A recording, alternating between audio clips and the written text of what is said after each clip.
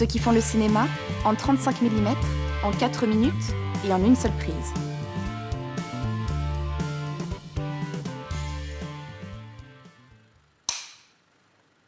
Alors, je vous présente Michael Veil, que tout le monde appelle Miko. Et bon, il est beaucoup trop loin de moi. Tu veux que je me rapproche? Oui, c'est très loin. Hein. On n'a pas l'habitude d'être si loin. Non, on n'est pas comme ça, en chien de faïence. Où veux-tu que je me mette? Là, comme quand on... Comme quand on... Ici, comme ça? Peut-être non, quand tu fais la fille, t'es comme ça. Parce tu veux que je m'allonge comme sur le plateau? Tu vois bien où est le... Tu veux tu veux mettre en scène? Ouais. Bah, c'est ça. Je sers toujours la mise en scène. La caméra étant là, on va faire un travelling. Donc, il faut qu'il fasse la fille. C'est toujours moi qui fais la fille.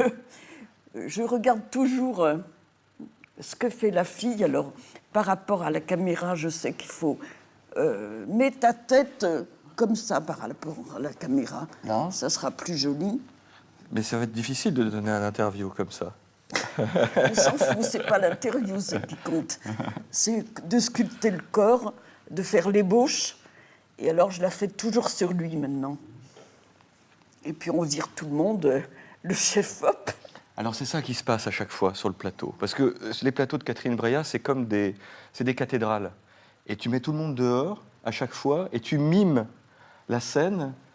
Tu sculptes les savoir corps. Exactement où on va mettre la caméra, quel va être le travelling. Et moi, je suis plus si qu'un c'est morceau. un travelling sur rail comme ça ou par terre. Et moi, je deviens à ce moment-là un morceau de pierre que tu sculptes. Mais la pierre, ça ne sculpte pas. La glaise, ou alors une ébauche. Oui, non, c'est plus précis qu'une ébauche. Oui. Donc, c'est de la glaise. C'est bon. Alors, la terre promise. Les acteurs sont jaloux parce qu'ils aimeraient être là au moment où Catherine ah oui, des fois, se sert de moi pour sculpter la scène. Oui, des fois, ils disent... Libéraux, par exemple, il était furieux. Il me disait, mais moi, je veux inventer. Mais je lui dis, mais après, ça sera ton propre corps. Et puis, les acteurs, ils n'inventent pas, ils donnent. C'est-à-dire, s'ils font une chose magnifique et que la caméra n'est pas exactement à l'endroit où il faut, c'est pas du happening, hein, le cinéma. Il faut être très, très précis. Et mon bébé assistant, il est très précis. Des fois, il m'engueule parce que, soi-disant, je vais être en retard ou qu'il y a un faux raccord. Appelez maintenant des « je t'emmerde ».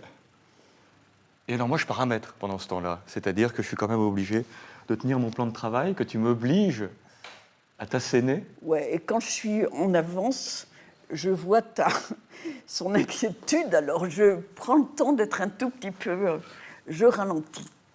Des fois, on prend de l'avance. Oui, souvent, on prend de l'avance. C'est ça qui est incroyable. Quand le producteur arrive sur le plateau et qu'on a fini une heure avant... On est déjà en train de boire le champagne. Ça fait très mauvais effet.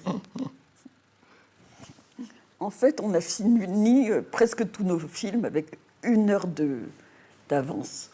Même Anatomie de l'enfer, où on a été très, très serré. Même Brève traversée. Les producteurs, ils sont arrivés trop tard, encore une fois. Bon, là, on commence à nous serrer tellement, que c'est juste arriver à ne pas faire d'heures supplémentaires qui devient là. Alors, évidemment, les gens croient après qu'on est amants, alors que c'est mon âme damnée, c'est l'âme du film. Bon, moi, j'ose pas toucher les acteurs. Puis, de toute façon, ils sont rebelles.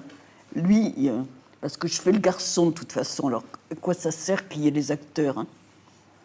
Bon, après, tu reviens là. T'es derrière moi. Non, t'es pas derrière moi. On a arraché le HF. T'es là, je dis jamais moteur. En plus, c'est lui qui le dit.